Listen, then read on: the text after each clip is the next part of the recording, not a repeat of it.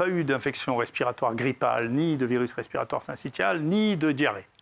Oui. Et ça, c'est l'alcool sur les mains. Cette année, c'est reparti parce que je pense qu'on oublie l'alcool sur les mains parce que l'année dernière, il n'y avait que l'alcool sur les mains. Oui. Une des choses qui est très étonnante dans cette épidémie, qui n'est pas vraiment étonnante si on creuse, c'est que en 2020 comme en 2021, la mortalité chez les gens de moins de 45 ans est plus basse que dans toutes les années précédentes. Donc, oui, c'est difficile de dire quand même que c'est une population à risque. Au contraire,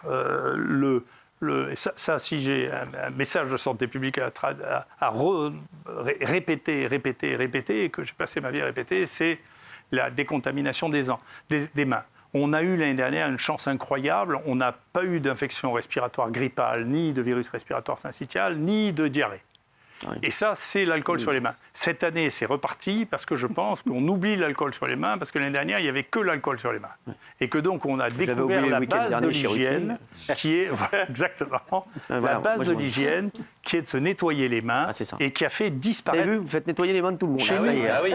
Chez nous et partout dans le monde. Nous, on s'est fait scooper parce qu'on voulait le publier le plus vite, mais il y a eu 2 papiers publiés avant le nôtre sur la disparition des maladies transmissibles banales, simplement dans le cadre du Covid ou de la Covid, je ne sais pas, je ne veux pas parler du sexe des anges, c'est ça, ni des virus. On ne sait jamais, exactement, on ne sait jamais. On va dire la Covid. D'ailleurs, elle vient d'où la Covid alors? Parce que de plus en plus, on entend de nombreux scientifiques qui pensent que le virus s'est échappé du laboratoire de Wuhan. On entend ça de plus en plus.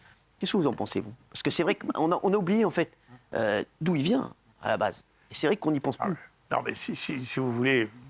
Je comprends bien, mais on peut tout envisager. La vie est pleine de surprises, mais globalement, c'est assez peu crédible parce que... Donc ça, vous n'y croyez pas, cette thèse? Ça néglige... Laissez-moi vous expliquer. Avec plaisir. Ça néglige le fait qu'il y a des milliers de coronavirus qui circulent partout. C'est ça.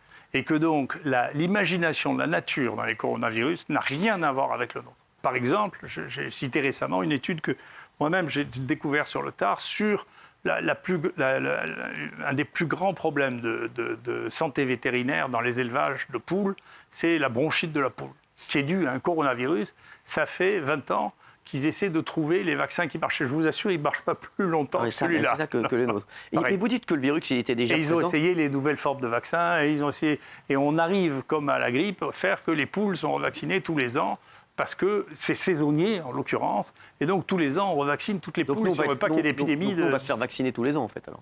Tous les 6 mois, c'est sûr. Tous les 6 mois, je ne sais pas. Je pense qu'on est susceptible de faire des vaccins meilleurs que ça. D'accord, voilà. D'accord. Je pense qu'on peut faire mieux. Alors, vous avez expliqué même que la Covid ou le Covid existait déjà, ce virus, au 19e siècle. Est-ce que vous nous expliquez? Mais, si vous voulez, on a... une autre forme, mais c'est vrai que c'est... on pense que c'est lui-même. On est en train de travailler ça. C'est mon collègue Michel Dancourt avec qui on a inventé... on a inventé en 97, c'est ce dont on parlait avec M. Divisio, ce que j'appelle la paléomicrobiologie, c'est-à-dire le diagnostic des épidémies du passé. Donc on a commencé par faire le diagnostic moléculaire.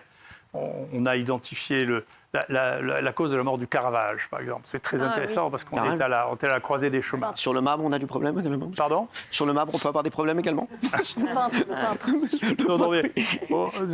Qui a été une histoire, ça a fait beaucoup d'émotions en Italie parce que c'est sacré de toucher au Caravage. C'est vrai qu'en Italie, peu importe qu'à la fin, on dit voilà, quand même, c'est de ça qu'il est mort.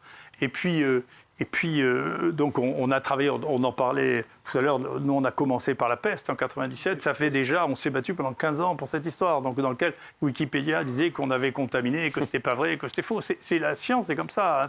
C'est conflictuel, la science, quand vous dites les choses. En plus, j'avais le malheur de sortir ça. Je ne savais pas, il y avait 2 best-sellers qui étaient sortis avec les fièvres expliquant que la peste noire, c'était une fièvre hémorragique qui allait revenir. Moi, je dis non, c'est la peste, et si on donne un peu d'antibiotiques, on les guérit.